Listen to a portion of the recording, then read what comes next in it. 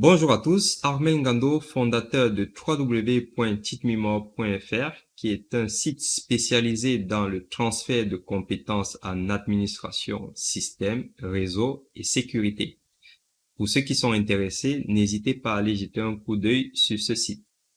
Aujourd'hui, nous allons faire une formation sur Docker. Donc, pour ceux qui ne connaissent pas Docker, c'est un logiciel qui va nous permettre de créer des conteneurs. Un conteneur est un peu similaire à une machine virtuelle, mais c'est très différent, d'accord? Une machine virtuelle, si on veut faire la comparaison, utilise beaucoup de ressources par rapport à un conteneur.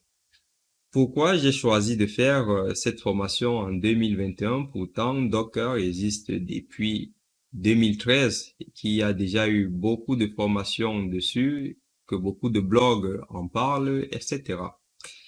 Alors, bien que Docker existe depuis 2013, beaucoup d'administrateurs système ou réseau n'utilisent pas Docker.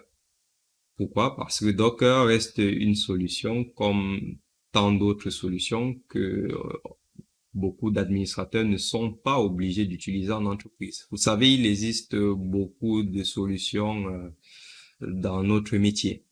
Donc, on ne peut pas connaître toutes ces solutions, on ne peut pas tout maîtriser. Mais aujourd'hui, j'ai décidé de faire cette formation sur Docker parce que j'ai eu une problématique et c'est Docker qui est venu régler ce problème-là. Et du coup, j'ai pensé à mes apprenants aussi parce que ça va régler aussi leurs problèmes. OK?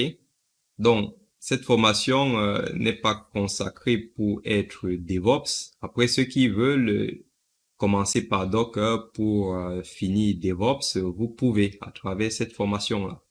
Mais nous allons utiliser Docker pour des fins d'administration, système et réseau. Donc pour les admins, système et réseau. C'est la raison pour laquelle j'ai donné le titre Docker for sysadmin. OK? Donc, pour ma part, quelle est mon expérience avec Docker? J'ai créé mon site internet il y a 1 an et demi déjà. Et du coup, je réalise pas mal de labs en réseau et en système.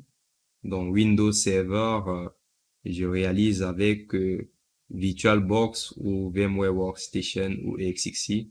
Tous mes labs avec Palo Alto, voilà, je les fais avec EXXC ou VMware Workstation. Pareil que Fortinet, pfSense. Donc je fais beaucoup de virtualisation. L'avantage de la virtualisation, c'est que je n'ai pas du matériel physique chez moi, j'ai juste mon PC. Je l'ai customisé, j'ai 16 Go de RAM, j'ai un i7, j'ai un SSD. Donc ma machine n'est pas, comment dire, elle n'est pas si mauvaise que ça en termes de performance. Mais je me retrouve souvent bloqué parce que quand je fais des labs qui sont très pertinents, je suis limité en termes de ressources. Donc, je peux monter rapidement à 16 gigas d'utilisation. Et même au niveau du CPU, je peux monter à 100%. Donc, l'ordinateur commence à chauffer. Il y a des ralentissements et puis des crashs. Mon PC fait un écran bleu. Et voilà, j'arrête le TP. Donc, deux fois, pour réaliser des labs de 4 heures, je peux faire 2 semaines, quoi.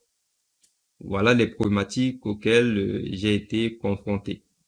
Et déjà que je rencontre ces problématiques-là, je pense aussi à mes apprenants qui aussi n'ont pas les moyens d'investir sur du gros matériel pour réaliser des labs. Donc je me suis dit, si j'investis sur des serveurs physiques, sur des firewalls, c'est vrai, je vais faire des labs très pertinents puisque je peux faire mes interconnexions, je peux créer mes serveurs, je peux faire beaucoup de machines virtuelles. Mais les apprenants ne vont pas réussir à réaliser cela s'ils ont un PC qui a 8 Go de RAM. Donc, ils seront bloqués. Donc, ça ne sert à rien que je fasse des labs avec du matériel et que les apprenants n'arrivent pas à réaliser ce que je fais. Donc, nous sommes obligés de rester sur des solutions de virtualisation. Et c'est là où Docker vient intervenir. Pour limiter du coup l'utilisation des ressources, Vous avez donc Docker qui est une solution open source et qui va nous permettre de créer des conteneurs qui sont plus légers que des machines virtuelles, qui s'exécutent rapidement et qui nous permettent de réaliser des déploiements rapides. D'accord? Donc voilà, c'est ça que je voudrais vous présenter comme solution alternative que vous pouvez aussi utiliser en entreprise, parce qu'avec Docker, on va pouvoir créer plusieurs ressources pour faire fonctionner une application. D'accord?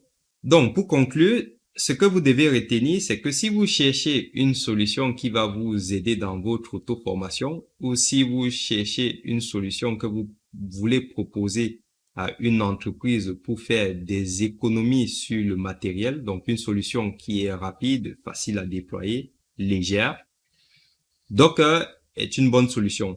Le seul inconvénient de Docker, c'est que il tourne sur une architecture Linux, d'accord? Donc, il faut un peu connaître Linux pour travailler sur Docker.